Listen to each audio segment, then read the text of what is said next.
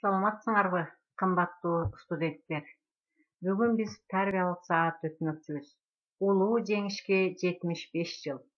Тема: улуу жеңиштин мураскорубуз.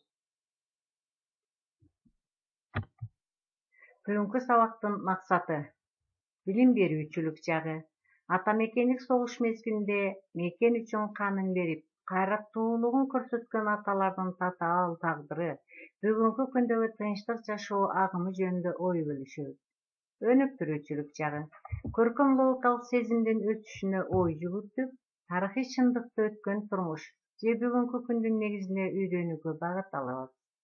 Тарбиялык жагы.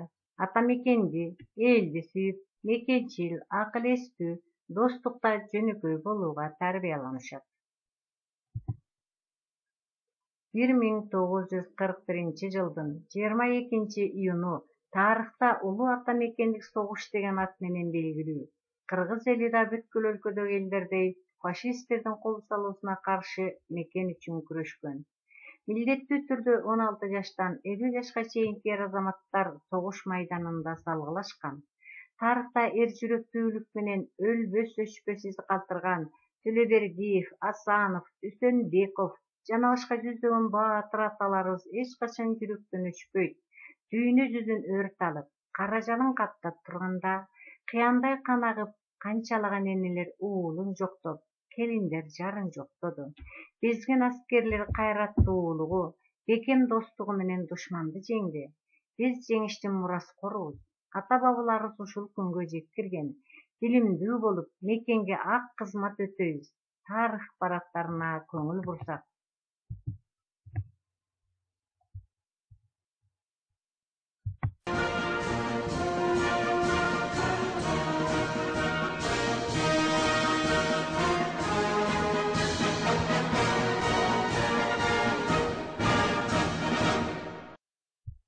Внимание!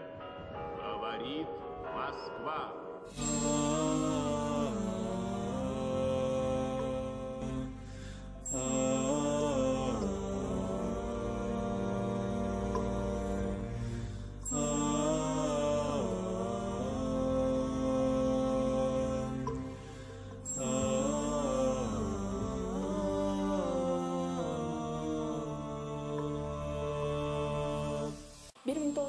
Жылы 22 июнда фашисттик Германия Советтер Союзуна кол салып, Совет бийлиги үчүн улуу ата мекен согуш башталды. Согуш башталган күндөн тартып эле Советтик армиянын катарында кызмат өтөгөн кыргызстандык жоокерлер Советтик башка жоокерлер менен биргеликте мекенди коргоого киришкен. Кыргызстандагы СССРдин жогорку советинин президиумунун указына ылайык элди фронтко мобилизациялоо иши жүргүзүлгөн. Айрым жаштар согушка ыктыярдуу түрдө жазылууга аракеттенишкен. Кыргызстандын аймагында бир нече аскерлик бирикмелер түзүлүп, согушка даярдык көрүлгөн. Ошондой аскерлик бирикмелердин бири Кыргызстандын жана Казакстандын эмгекчилеринен куралган 316-аткычтар дивизиясы. Бул дивизияга Кыргызстандын аскер комиссары Панфилов командачылык кылган. Панфиловдун жетекчилиги менен бул дивизия Москванын алдындагы душмандын мизин майтаруучу согушка катышкан.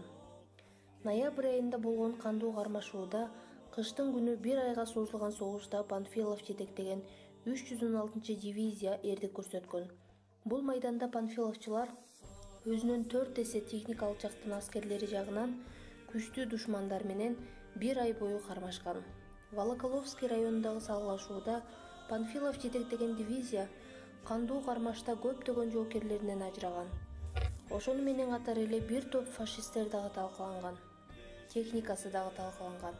Мына ушул майданда Панфилов дагы урман болгон. Панфилов өлгөндөн кийин анын ысымы өзү жетектеген дивизияга ыйгарылган.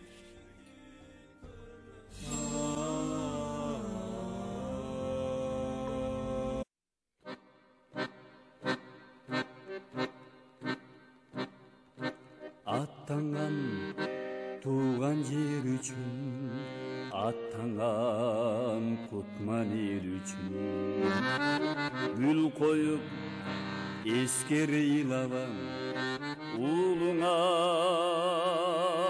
жоокер эр үчүн.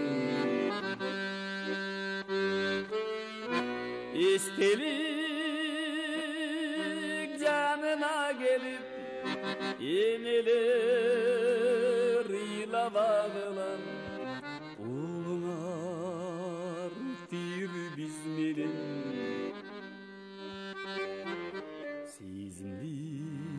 кыйнабагыла.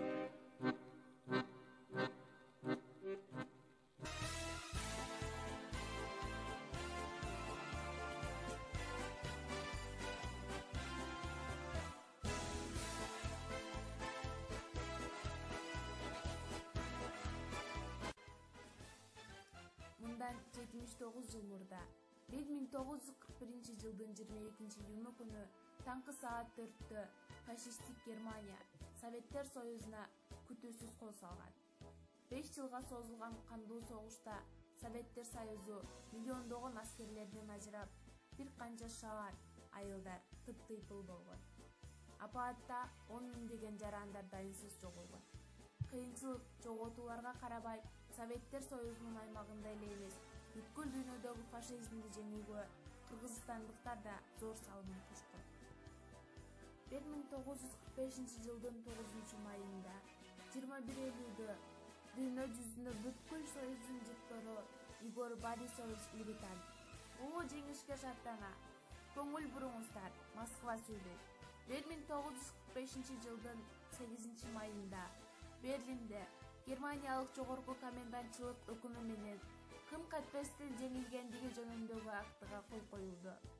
Улуу ата мекендик согушта Совет эли немистик, фашисттик баскынчыларга болгон күрөшү жеңиш менен аяктады. Германиянын бүтүндөй ташталканы чыкты. Түбөлүк таң, биздин мекендин көз карандысыздыгы, эркиндиги үчүн күрөшүп, өмүрүн кыйышкан баатырлар, жеңишчил Кызыл армиянын жана согуш деңиз флотунун жоокерлери жашасын деп жар салат. Ооба, бул кабарды уккан ар бир пенденин көңүлү көтөрүлөт. Бирок бул жеңиштин артында канчалаган адамдардын өмүрү, жаны, каны жана мээнети бар. Ошол каргашалуу согуштан 75 жыл өтсө да, адамдардын жүрөгүндөгү так өчкөн жок. Согуш деген жарааты айыккан жок. Аттанып барып айлана, келбеди көбү кайрылып, кан күйгөн улуу согушка жерене турду кайгырып. Кыйылып кырчын өмүрлөр, өлүмдөр менен коштоду, баласы кайтпай үйүнө, апалар канча бозоду. Көдөнгө батпай кусалып, сагыныч күйүт кыстады, күттүргөн уулу дайынсыз, аталар канча сыздады. Ата журтту душмандардан сактаган, эл намысын бийик тутуп сатпаган, эр жүрөктүү ага энелер бар үчүн мен ар дайым сыймыктанам, мактанам.